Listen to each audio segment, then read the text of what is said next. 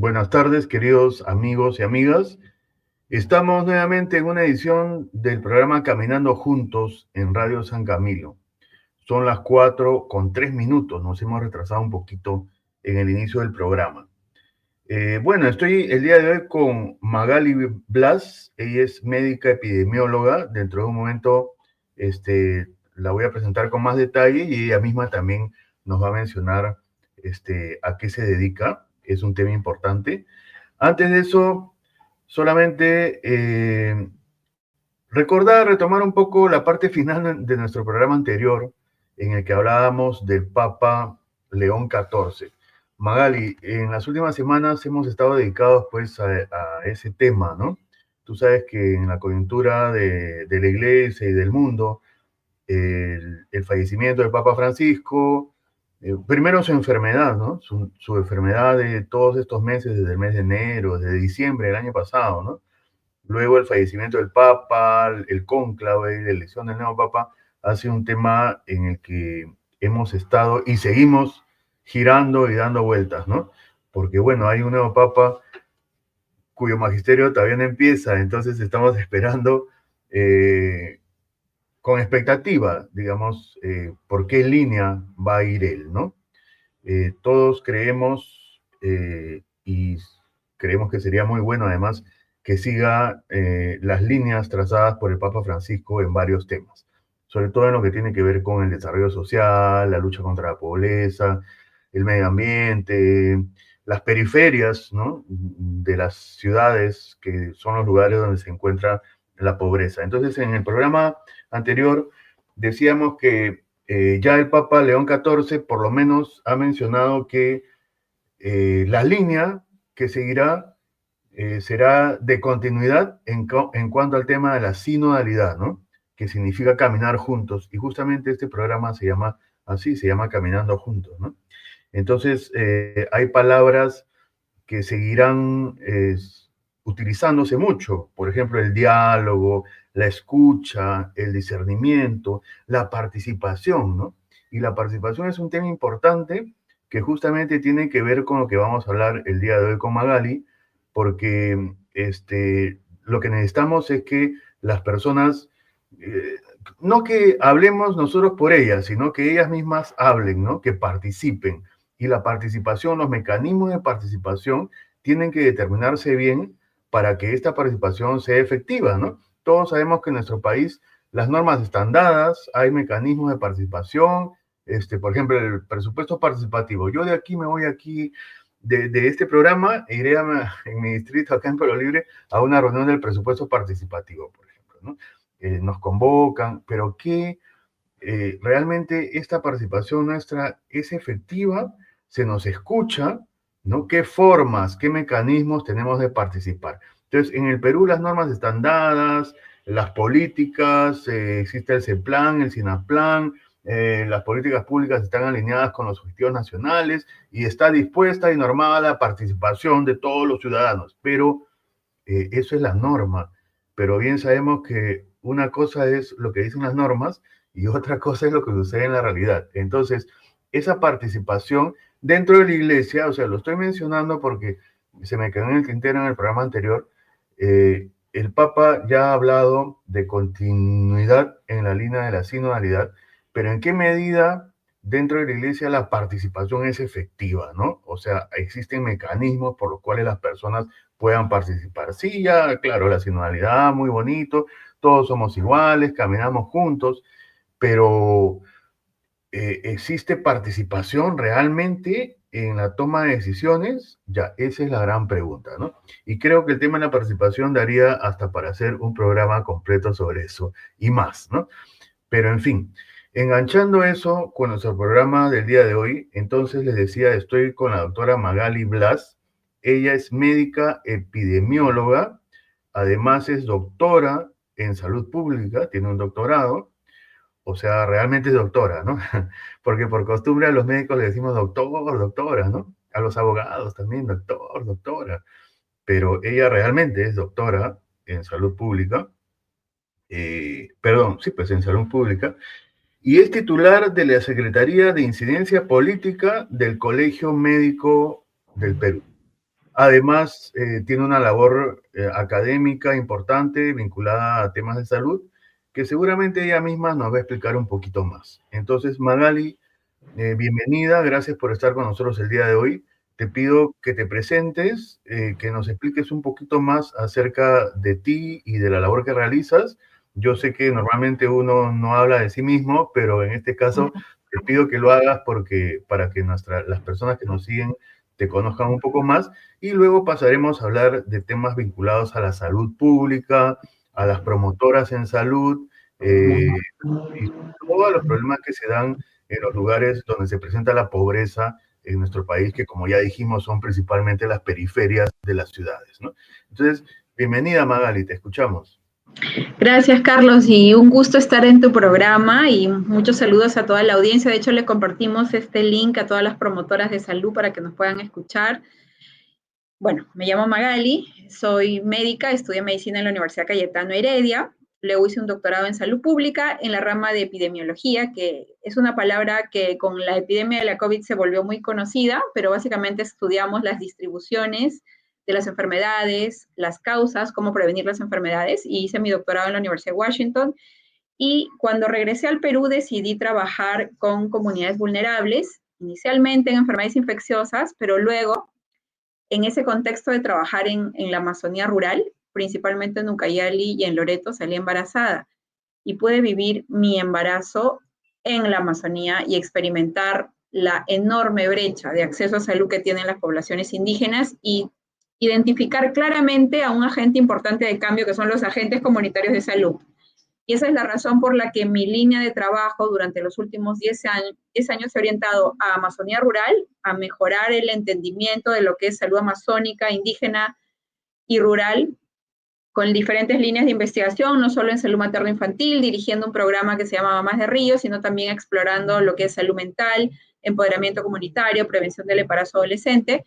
Pero el proyecto más importante que he desarrollado es Mamás del Río. Es una intervención que busca mejorar la salud de mamás y bebés en áreas rurales y amazónicas en Loreto, basadas en el entrenamiento de agentes comunitarios de salud, quienes apoyados con parteras, personal de salud y sensibilización a toda la comunidad, mejoran la salud de las mamás y los bebés. Y eso lo hemos desarrollado durante muchos años, luego te puedo contar de qué se trata, pero hemos medido el efecto de la intervención que hemos probado y lo hemos publicado en el Lancet Regional Health Americas, que es una muy buena revista científica, donde demostramos el impacto del trabajo de la gente comunitaria. Perdón, estaba con el micro apagado. Magali, explícanos un poquito este nombre, Mamás del Río. ¿A qué se debe? Por supuesto, el programa se llama Mamás del Río justamente pensando en las mamás que viven a lo largo de la ribera de los ríos en Loreto. Que es donde normalmente, perdóname, se asienta la población en la selva, ¿no es cierto? Para nuestros amigos que En nos... las áreas rurales sí. Nosotros donde operamos son como islas que están a lo largo del río. Entonces, por eso es que cuando llegábamos a las comunidades y veíamos a las mamás esperándonos, cuando íbamos a trabajar, pues se me ocurrió el nombre Mamás de Río. Por eso se llama así. Pero Sí, ahora sí. evolucionó hacia Icara, que es una plataforma. Icara es un canto de sanación que justamente busca ampliar el enfoque ya no solo en materno-infantil, sino también en otras áreas de la salud. Principalmente trabajamos en salud de la mujer. Ya, mira, me parece sumamente interesante. Yo, la verdad, me estás cambiando el chip del tema del programa. Yo pensaba hablar más de las periferias de Lima, de zonas urbanas. Generalmente hablamos de esos temas, sobre todo de Lima Norte, ¿no? Porque nuestro vínculo, el mío, el de Freddy Calisto, que tú lo conoces, es generalmente con distritos de Lima Norte, pero hemos tenido invitados también de otros ámbitos, ¿no? Sin embargo, el tema de la Amazonía me parece sumamente interesante. Tú sabes también que está en el magisterio del Papa Francisco todo este tema de la espiritualidad de los pueblos indígenas, la espiritualidad de los pueblos originarios, ¿no? Y es un tema interesante. Y en lo personal, yo he tenido la experiencia también de vivir y trabajar en la sierra, más que en la selva, ¿no? Principalmente en Cotabambas, en Apurímac, en el departamento de Apurímac. Entonces, el tema de la salud, miren, si en Lima siempre hablamos aquí también en general del acceso a la salud, ¿no? De la pobreza. Si en Lima las personas no tienen acceso a los servicios de salud, Además que la oferta de servicios de salud es deficitaria. En la sierra y en la selva es peor, ¿no? Hay comunidades alejadas donde realmente no hay acceso a servicios de salud, no hay especialistas, ¿no? Entonces, por ejemplo, yo he trabajado también en Jaén, ¿no? Que es ceja de selva, en el departamento de Cajamarca, pero al norte de Cajamarca, o sea, más bien pegado a la frontera con Ecuador casi, ¿no? Pero ya hace mucho tiempo, hace más de 20 años. Entonces, en esa zona había y sigue habiendo, por ejemplo, carencia de especialistas, ¿no? Era difícil encontrar un cardiólogo, o sea, no había sencillamente, ¿no? Mucho menos psiquiatras, ¿no? Y otras especialidades. Entonces, mira, qué interesante. Yo quisiera que nos hables un poquito más de este proyecto de Mamás del Río. ¿Desde cuándo se ejecuta? ¿Con quién lo ejecutas? ¿Forma parte de tu participación, digamos, en el colegio médico o es de otro ámbito? Por supuesto, Mamás del Río nació de mi experiencia como investigadora en la Universidad Peruana Cayetano Heredia. Yo soy profesora e investigadora de la Facultad de Salud Pública y Administración. Y nace en ese contexto y el objetivo era cómo mejoramos la salud materno-infantil en áreas rurales donde el Estado ni las instituciones privadas llegan, pero sí te comento, Carlos, que llega la iglesia. Están las hermanas de Santa Rita de Casia ahí, han vivido muchos años, ahora están los padres, y la iglesia ha venido operando desde muchas décadas. De hecho, ellos empezaron el tema del entrenamiento de los agentes comunitarios. Nosotros estamos muy agradecidos con ellos. Y luego, bueno, UNICEF empezó a trabajar también ahí con un programa que se llamó Buen Inicio, y bueno, luego terminó el programa y nosotros empezamos ahí más o menos en el 2015. Y en el 2015 nos planteamos mejorar la salud materna infantil con este programa, y lo que hicimos fue invertir en capacitación a la comunidad. O sea, nuestro trabajo, el 80% apunta a fortalecer las capacidades de la comunidad. Hay programas que deciden apostar solo por los establecimientos de salud, pero en nuestro caso no es así porque no hay acceso a establecimientos de salud. Entonces ya es complicado para las comunidades, y yo los invito a visitar los establecimientos de salud que están totalmente olvidados en Amazonía. O sea, no hay agua, no hay baños, están en condiciones sumamente precarias, no hay implementos para manejar emergencias. Entonces, lo que nosotros hicimos fue, ok, vamos a invertir en Perdóname, entrenar a la personal tampoco, ¿no es cierto? En, Digamos, para médicos. darte una idea, en las 84 comunidades donde hemos trabajado en Nauta, Parinari y Saquena, porque también estamos ahora en la frontera de Perú con Colombia, había un médico, o sea, uno. Entonces, para que más o menos tengan idea. Y la idea es que capacitamos a quienes, a los agentes comunitarios de salud, que se llaman también promotoras de salud, o promotores de salud, para que ellos puedan hacer visitas domiciliarias a las mamás y los bebés para evitar que ellos se compliquen, porque siempre pensamos, y en el Perú estamos orientados a apagar los incendios, ¿no? Verlos cuando ya los pacientes llegan complicados al hospital. Pero no, lo que nosotros buscamos es que la gente no se enferme, que no llegue al hospital, o que llegue para dar a luz, para tener sus controles prenatales. Entonces, nace de la experiencia de la Universidad Cayetano Heredia. Ya, correcto. Cuando tú hiciste, digamos, tu investigación, una vez retornando de tu doctorado, ¿sí? O en el Sí, marco del doctorado. mira, no, mi tema de doctorado fue diferente. Cuando yo volví, decidí enfocarme en Amazonía y ahí empecé una investigación diferente, que es una investigación, diría, más biomédica, ¿no? Buscaba ver la asociación de dos virus, uno que produce cáncer al cuello uterino, que es virus del papiloma humano, y un virus poco conocido que produce leucemia y linfoma y es muy prevalente en comunidades shipibas en Ucayali. Mi investigación empezó ahí, pero algo que yo siempre hablo a los investigadores y cuando doy conferencias es que quizás mi investigación empezó mal en Ucayali, porque mi investigación empezó preguntándome qué es lo que no se conoce en la literatura sobre el virus HTLV, en vez de preguntarme qué es lo que la comunidad necesita. Y por eso es que yo, es una autocrítica que hago, creo que los investigadores deberíamos empezar preguntándonos qué es lo que necesita la comunidad y cómo mi investigación puede contribuir a lo que la comunidad necesita, en vez de pensar qué es lo que no se conoce en la literatura o qué hipótesis no se sabe y, bueno, indaguemos sobre esa hipótesis. No sé si me dejo O sea, entender. Pero... podríamos decir que poner el acento en las personas, o sea, fijarnos en las personas y en sus necesidades claves, en sus necesidades. Por supuesto. Y en investigación no necesariamente pasa eso, ¿no? Y por eso es que hay muchas investigaciones que pues se quedan en investigaciones, en publicaciones. Y eso fue un aprendizaje importante que lo tuve hace muchos años, cuando terminé el doctorado. Así fue mi primera investigación y por eso es que decidí reformular lo que yo hacía. Y al convivir con las comunidades, de hecho, es que yo llevé mis embarazos en esa investigación, mis dos, uno en Ucayali y otro en Loreto, y ahí dije, no, o sea, embarazada, pude, o sea, experimentar cómo es tener un control prenatal, ver cómo las mamás se atendían, y dije, ¿cómo es posible que haya hospitales, bueno, ni siquiera hospitales, que haya postas donde ni siquiera te midan la presión arterial? O sea, no hay algo mínimo que debe tener una gestante. Ves los lugares donde dan a luz. Tú sabes que las gestantes en Amazonía dan en posición vertical, nunca se echan, pero todos tenían camillas, ¿no? Y muchas de ellas oxidadas. Entonces, bajo esa perspectiva y conversando con las comunidades y viendo cuáles son los problemas que ellos tienen, es que decidí reenfocar mi línea de trabajo y así fue como nació Mamás del Río, pensando en las comunidades. Y algo interesante que hemos desarrollado en el programa es que no es que lo hemos desarrollado en Lima o en Iquitos y luego lo hemos implementado. Ha sido un proceso de co-creación con ellas, en el cual ha habido un liderazgo compartido con ellas.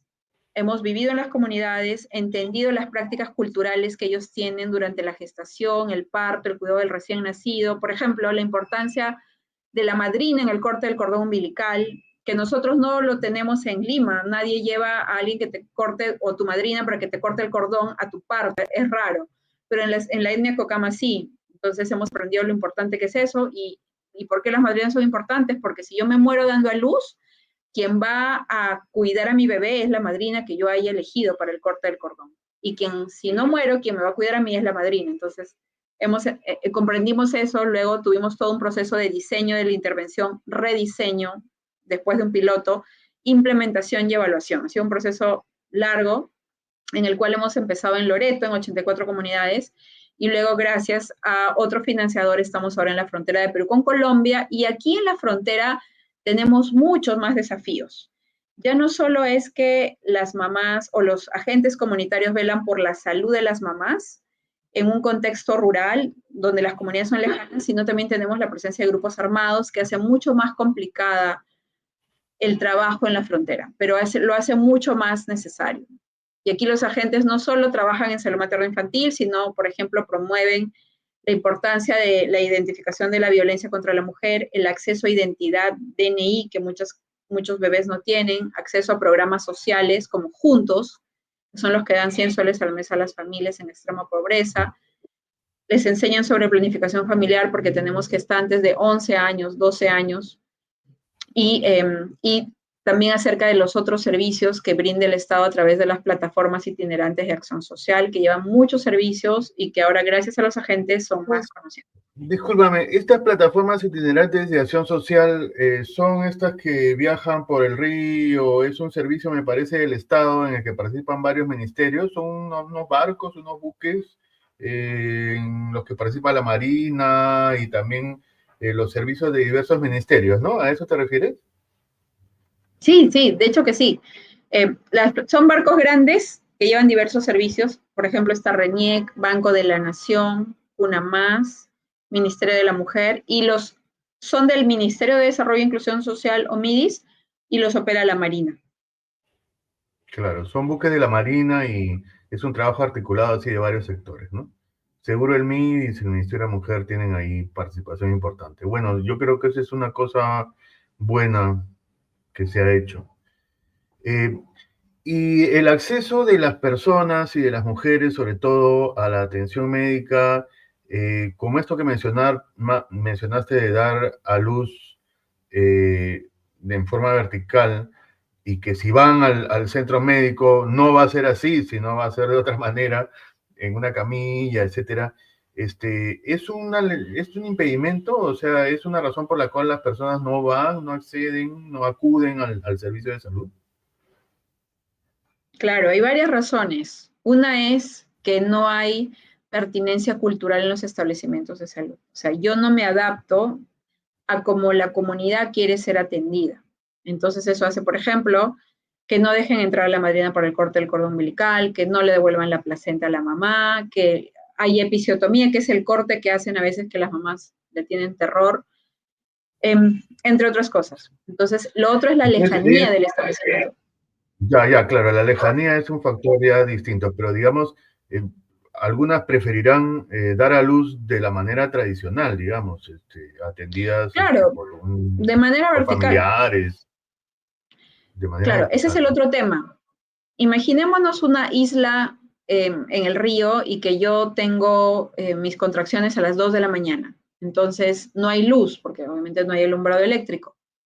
Me cuesta 22 soles llegar a la otra, a la posta, porque el galón es más caro que en Lima. Entonces, ¿con quién dejo a mis otros 4 hijos? Solamente las mamás de nuestras encuestas tienen 5 hijos en promedio. Entonces, 2 de la mañana, quién maneja el peque, con quién dejo a mis hijos. Son muchas barreras que tienen las mamás. Por eso es que nosotros trabajamos con ellas un plan de parto y emergencia adaptado a las comunidades rurales, en las cuales tú le dices cuántos galones de combustible vas a necesitar, quién va a manejar el peque, el motor. Acá en Lima no necesitamos el combustible en líquido. Si yo digo voy a ir a tu radio, yo no digo voy a tener mi galón acá, estoy ahorita en el colegio médico. No lo voy a decir así.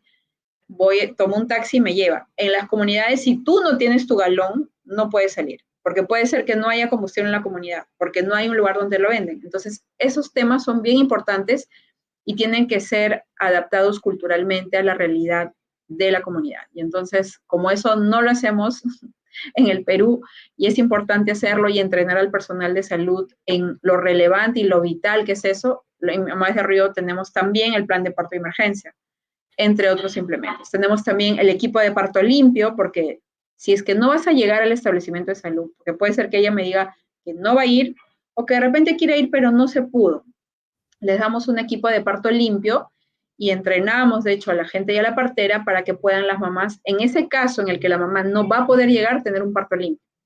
Y el kit de parto limpio es algo sencillo, tiene un clamp para clampar el cordón umbilical, que es estéril, ya no es un pabilo o un hilo que no está estéril, tiene un bisturí estéril, que es sencillo de comprar, y además tiene jabón, gasas y otros implementos, ¿no? Un material como un plástico para el momento de dar a luz, entre otros materiales, y ahora en la frontera también les damos el primer ajuar del bebé, la ropita del bebé, a lo que llaman la manga larga, el gorrito, la manta del bebé, también los primeros juguetes del bebé, entre otros implementos. También primer cepillo, que es importante, primer cepillo y primer pasta dental.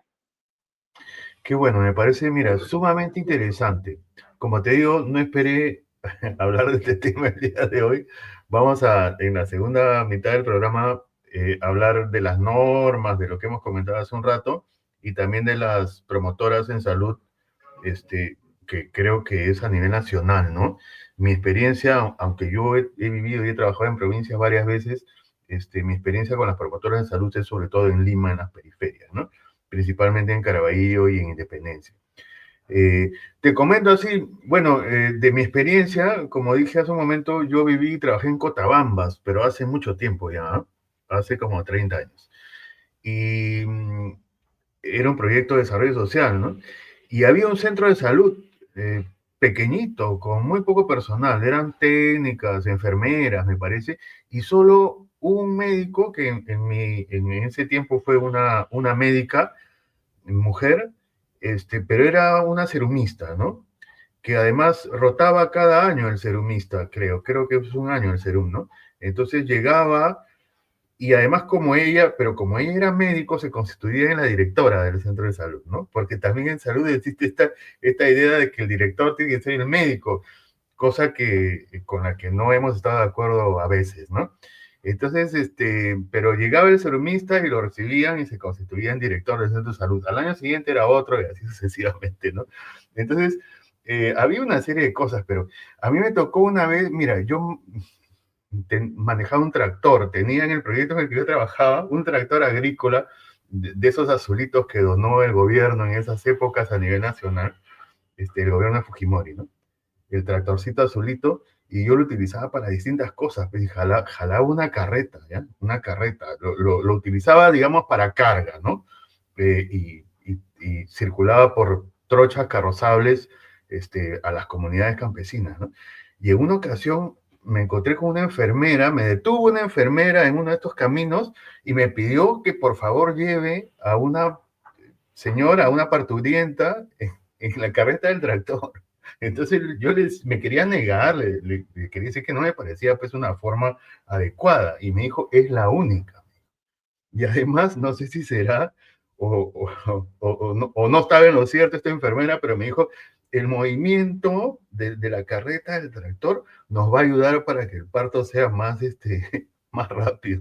No sé si será cierto, pero lo cierto es que, bueno, el tractor con su carreta sirvió de ambulancia, pues en esa ocasión, ¿no? Entonces, y hay anécdotas así, bueno, fui testigo de una autopsia también, ¿no? Por ejemplo, allá, ¿no? Ya, ese es un tema ya que no lo voy a contar en detalle, pero porque no había pues otra persona, no estaba el alcalde, no estaba el gobernador y estaba yo ahí y me llamaron y tuve que ser testigo de una autopsia, en unas condiciones terribles, ¿no?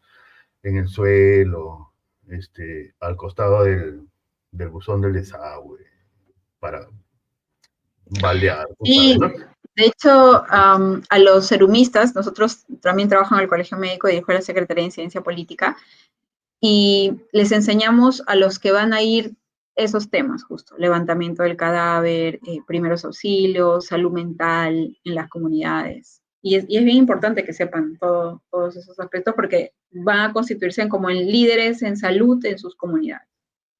Claro, así es. Muy bien, entonces estamos justamente, son las 4:30. Normalmente a mitad del programa hacemos un pequeño intermedio musical. La verdad que el día de hoy no he podido coordinar con Juan bien el tema del intermedio musical, pero supongo él es muy previsor, ordenado, diligente, eficiente. Entonces seguramente tendrá lista ya alguna canción para poder hacer nuestro intermedio musical unos instantes y luego continuamos conversando con Magali Blas. ¿No es cierto, Juan? Está listo el intermedio, ¿no? Sí, ya me contestó por el chat. Está muy bien. Entonces vamos al intermedio musical. Gracias. Perfecto.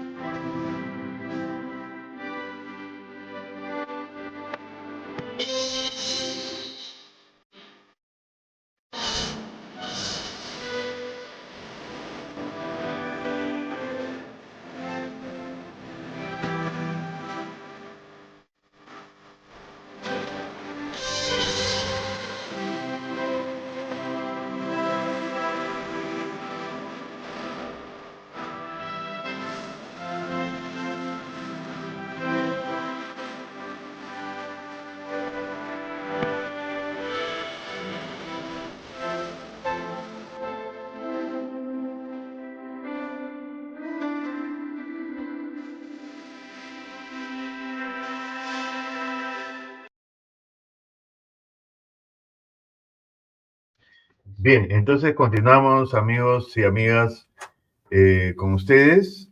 Bonita la canción, no la había escuchado, gracias, Juan. Entonces dice, es Jesús quien sana, ¿no? Quien sana a los enfermos. Entonces, una de las actividades de Jesús, una de las principales fue sanar, ¿no? Caminar de aldea en aldea, de pueblo en pueblo, con las personas excluidas, pobres, excluidas de la sociedad de ese tiempo, ¿no? Que eran las mujeres, los niños y los enfermos, ¿no? El enfermo era impuro. En el tema del judaísmo, en la mentalidad judía, el tema de la pureza y la impureza es importante, ¿no? Entonces, el enfermo era impuro, ¿no? ¿Qué habrá hecho él o sus padres? ¿Qué pecados habrá cometido para estar así, ¿no? El ciego, por ejemplo, ¿no? El paralítico. Entonces, y Jesús caminó entre ellos sanando. O sea, acercándose a los enfermos, a los excluidos, acogiéndolos, ¿no? Es quien sana a los enfermos, libera a los cautivos, dice la canción. Entonces, el tema de la salud sigue estando presente. El tema de las poblaciones vulnerables es un tema que nosotros tratamos, desarrollamos aquí en ese programa. Las poblaciones vulnerables tienen distintos perfiles, ¿no es cierto? Hombres, mujeres, niños, personas que por cualquier razón no acceden plenamente a sus derechos. Y de eso justamente estamos hablando también con Magali Blas el día de hoy, ¿no? Eh, Decíamos con Magali antes del programa que hay temas importantes vinculados a normas que están en proceso de elaborarse, diseñarse, aprobarse, vinculadas a las promotoras en salud.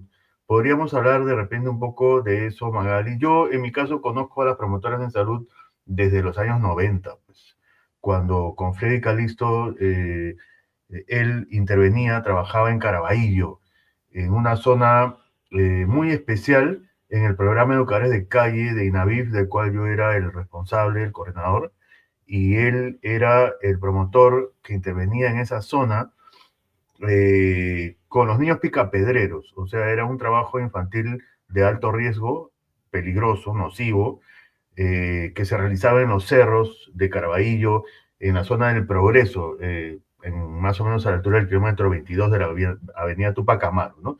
Trabajo altamente nocivo, peligroso, y esa era la población que él atendía en esa zona, ¿no? Y ya desde ahí, en ese lugar y en muchos otros, porque Educadores de Calle estaba en 15 distritos de Lima, teníamos 36 zonas de intervención, ¿no? Coordinábamos con estas promotoras en salud, te estoy hablando de los años 90, y tengo entendido que este servicio, este apoyo que es voluntario hasta ahora, me parece que se inició en el contexto del cólera. Hubo una epidemia de cólera en Lima y en el Perú, eh, me parece que a principios de los años 90, ¿no? Entonces, no sé si podemos hablar un poco más de ese tema, Magali, por favor. Por supuesto, los agentes comunitarios datan de 1960 y fue liderado este esfuerzo Uy, por Manuel Núñez me quedé Butrón, que de corto. hecho tenemos una foto. Ah, estamos a problemas de conexión.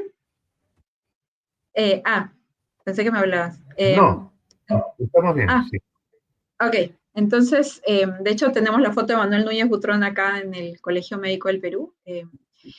Y claro que Ya. sí, los agentes han sido, de hecho, identificados por la Organización Mundial de la Salud como héroes del cólera y han trabajado en diversas áreas, salud materno-infantil, por ejemplo, donde estamos, trabajan en el tema de salud materno-infantil, también trabajan en el tema del malaria, en Loreto y en otros lugares donde hay bastante prevalencia de malaria, el tema de dengue, trabajan en el tema de anemia, pero si vamos a resumir, todo el efecto de los agentes comunitarios es múltiple, en múltiples áreas de la salud. No solo en las que he mencionado, también trabajan en salud mental, por ejemplo, trabajan en derivar oportunamente a las personas a sus tratamientos, por ejemplo, con el tema de cáncer, el tema de, por ejemplo, el tamizaje y tratamiento de VIH para que las personas no se pierdan del tratamiento, igual para el tema de la tuberculosis, entre otros. Entonces, los agentes comunitarios tienen múltiples funciones y tienen un gran impacto en la salud Sin embargo, a diferencia de Brasil, que en la que son parte del sistema de salud y son reconocidos, tienen una remuneración, en el Perú, por ley son voluntarios, es decir, no reciben ni un sol por las actividades que hacen, y eso nos parece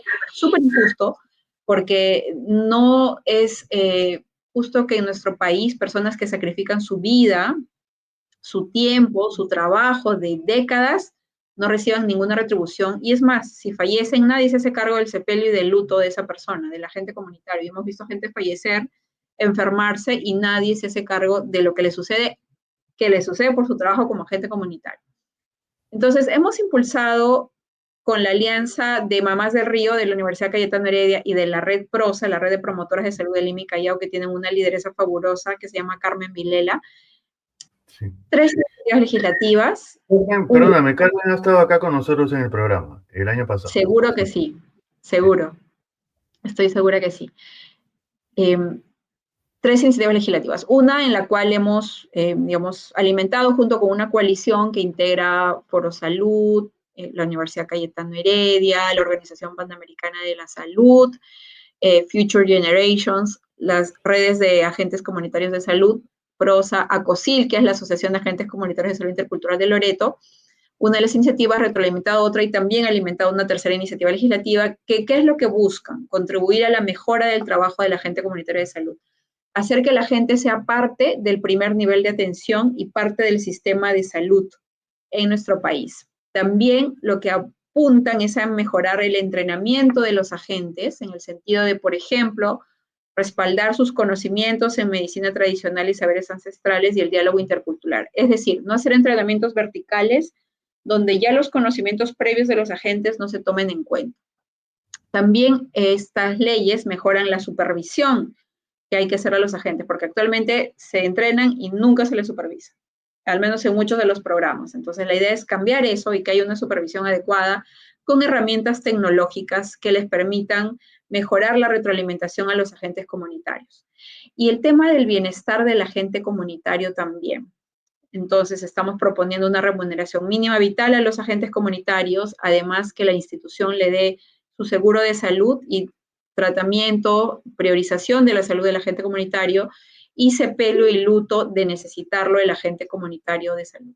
Además, también en implementos adecuados para la zona, que respeten la interculturalidad de las comunidades. Entonces, esos son los 4 temas que abordan los proyectos de ley, que ya tienen un dictamen positivo de la Comisión de Salud, y que justo vamos a tocar el día 10, hay una sesión, vamos a tener un evento en el Congreso de la República, en el marco del Día del Agente Comunitario de Salud, que se celebra el 4, pero esta vez vamos a celebrar el 10 en el Congreso, donde los agentes comunitarios van a dar su testimonio del gran trabajo que vienen realizando en diversas áreas.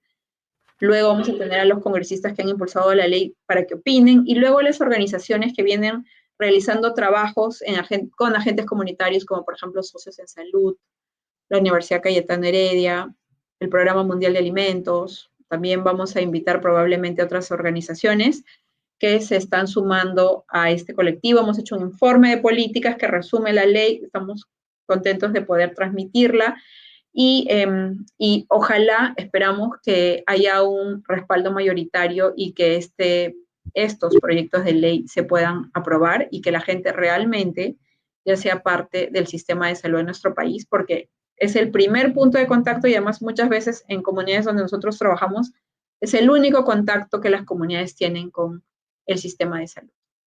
Claro, me parece sumamente importante e interesante. Entonces, en ese evento que va a ser el 10 de junio, ¿no es cierto? El Sí, 10 de en el junio en el Congreso. Congreso, lo que se espera es, digamos, hacer incidencia, promover el tema, habrá congresistas presentes, seguramente los congresistas que están apoyando el proyecto, los proyectos, y seguramente otros más, porque el tema es interesarlos a muchos de ellos, a la mayoría de ellos, para que se puedan aprobar las normas, ¿no? Bueno, nosotros alguna vez hemos pasado también por esos temas de hacer incidencia para promover leyes referidas, en nuestro caso, a trabajo infantil, explotación sexual de niñas, niños y adolescentes, ¿no? Y sí, es un trabajo de hormiga que hay que hacer con los congresistas, sensibilizarlos, hacer incidencia para que pongas el tema en sus agendas, y hay que buscar además, yo creo que estos temas no tienen color político, no sé cómo es en la experiencia de ustedes ahora, pero a nosotros nos tocó, por ejemplo, en la Comisión de la Mujer o en una subcomisión de la Comisión de la Mujer trabajar, pues por decir, no sé, con Indira Wilka y al mismo tiempo con Carla Schaeffer, que era fujimorista. En fin, o sea, son temas que no tienen color político, ¿no es cierto? Estamos tratando de poblaciones vulnerables, de hacer avanzar al país en cuanto a la lucha contra la pobreza, a que las personas excluidas, vulnerables, tengan acceso a sus derechos, ¿no? No sé cómo les va a ustedes en ese tema con respecto a los congresistas. Así O es, no es no bueno tenemos, hablar de los congresistas. no, sí, no tenemos Ya, color político para esto. claro. Tenemos, de hecho, tres congresistas, dos mujeres y un varón de dos bancadas diferentes. Así. El bloque socialdemocrático, te puedo decir los nombres de los congresistas que Sí, han di los impulsado nombres, estos claro. proyectos de ley. Una es Sigrid Bazán, la otra es Ruth Luque y el otro es el doctor Carlos Bustamante. Entonces son, eh, Qué bueno. digamos que de dos bancadas, y lo que queremos es sensibilizar a todas las bancadas y que todas las bancadas apoyen este proyecto de ley, que es tan importante para la salud y además es una justicia que los agentes comunitarios de salud merecen por las décadas de trabajo que ellos han hecho de manera voluntaria y desinteresada. Sí, ojalá se pueda, sí. De hecho, Carmen Milela estuvo aquí y también otras. Mira, yo estoy utilizando mal el nombre de repente. Yo estoy diciendo hace rato promotoras en salud, porque la verdad que desde mis épocas, así las llamábamos, ¿no? Y tú estás usando, me parece, el nombre más pertinente, que es agentes comunitarios en salud, ¿no es cierto? ¿Es así o son dos cosas distintas? No, por ley son agentes comunitarios de salud. Correcto. Entonces, pero dentro de los agentes comunitarios de salud hay, el MINSA los categorizó en tres tipos y uno de esos es promotoras de salud, el otro era movilizadora comunitaria y el otro era parteras. Entonces, Ah, digamos correcto. que para efectos de entendimiento es lo mismo, pero el nombre más apropiado es agentes comunitarios de salud porque así como está ahora en la ley y esa es la ley que queremos cambiar. Está bien, correcto. Qué bueno, ojalá tenga éxito todo eso. Y bueno, aunque ya han pasado unos años y nos estamos olvidando, pero el tema del COVID-19, de la pandemia por el COVID-19, fue algo muy delicado que nos golpeó mucho, ¿no? Y creo, me da la impresión que ya como que lo estamos olvidando, pero realmente dejó huellas importantes en muchos aspectos, ¿no? En los niños, por ejemplo, los niños que no han socializado bien, que prácticamente dejaron de asistir a la escuela, un año, ¿no? 2 años fue, la educación fue virtual, ¿no? Eso ya no se va a recuperar. Este, y en las comunidades, aquí en Lima, en la periferia, por ejemplo, con seguridad se incrementó la pobreza. Y yo creo que a nivel nacional, ¿ah? Mira, nosotros que algún contacto tenemos con las zonas periféricas de Lima, que son al este de la ciudad, ¿no? Eh, la parte que está, digamos, más alejada del mar, donde se asienta la pobreza, vemos que se ha reactivado, por ejemplo, la migración interna. Bueno, la migración externa es un problema que estamos viviendo hace años con la migración de los venezolanos, que es una crisis humanitaria, ¿no? Pero además se ha reactivado, me parece, la población interna, o sea, personas que vienen de la sierra y se reasientan en Lima, y creemos, o sea, no hemos hecho un estudio acerca de esto, es lo que nosotros percibimos, vemos cuando estamos en las zonas, ¿no? Que se ha reactivado la migración interna, o sea, hay nuevas, porque vemos nuevas personas, digamos, población nueva que se reasienta en las partes más altas de los cerros y obviamente cuando llegan, por ejemplo, no tienen agua potable, ¿no? No hay agua, o sea, en Lima, ciudad capital del Perú, existe gente, existe población que no tiene acceso al agua potable y el agua es un derecho, ¿no? Porque es necesaria para la vida. Entonces, esto, y me parece que el COVID, la pandemia por el COVID-19, ha incrementado esto. Querría decir que la pobreza se ha incrementado en las zonas rurales del país y por eso se ha reactivado la migración. Y bueno, aquí en Lima se vivió, en estas zonas periféricas, la pandemia golpeó mucho, ¿no? Y ahí los agentes comunitarios en salud, ¿ves? Ya lo dije más correctamente, tuvieron un rol importante, ¿no? Tú ¿tienes alguna información acerca de esto? ¿Cómo se organizaron? Se crearon estos comités anti-COVID, con los cuales yo sí he tenido contacto con el Independencia y con el ECOMA sobre todo, pero en varios distritos se crearon estos comités, siguen existiendo, ahora les están cambiando de nombre, como ya pues la coyuntura del COVID pasó, creo que ahora se denominan comités pro salud en estos distritos, ¿no? Pero, y ellos también me han comentado que articularon con los agentes comunitarios en salud y el rol de estos agentes comunitarios fue en ese contexto muy importante, ¿no? ¿Tú algo nos puedes comentar con respecto a eso? Claro, yo te puedo comentar la experiencia que tuvimos en Loreto, donde los agentes fueron vitales para la epidemia del COVID. ¿Por qué? Porque bueno, en Lima de alguna manera nos llega la información, pero en Loreto, en áreas rurales, no llega la información. Entonces, si tú tienes personas entrenadas como agentes comunitarios que en esa época, bueno, y hasta ahora trabajan en salud materno-infantil, pero de pronto viene una nueva pandemia, este virus que no se sabía qué era, cómo se transmitía al inicio, luego ya se supo, y tienes personas entrenadas y capacitadas en áreas rurales, le puedes fácilmente transmitir la información y ellos pueden ser agentes que dispersen esta información en sus comunidades. Entonces, eso es lo que hicimos, entrenamos de manera remota porque ya no se podía salir, no podíamos visitarlos, y los entrenamos en qué era este nuevo virus, cómo se transmitía, cómo prevenirlo, cómo identificar casos y qué hacer en estos casos. Y además también les enviamos material de prevención, mascarillas, jabones, información de cómo lavarse las manos, que siempre lo bueno es que en el Mamás de Río siempre los agentes comunitarios los entrenamos en cómo es un adecuado lavado de manos, que no es tan sencillo como así lavarte ya.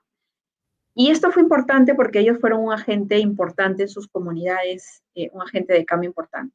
Y luego, cuando ya vino la pandemia, las vacunas, ellos motivaron a sus comunidades a vacunarse y no sé si has escuchado de todos estos mitos que habían con respecto a las vacunas, que te ponían un chip, que era el sello de la bestia, etcétera. Ellos se encargaron de romper esos mitos en sus comunidades y también fue muy importante porque gracias a ellos las comunidades se motivaron y se vacunaron. Y ellos en muchos casos fueron los primeros en vacunarse para mostrarle a las comunidades que la vacuna era segura y sí funcionaba.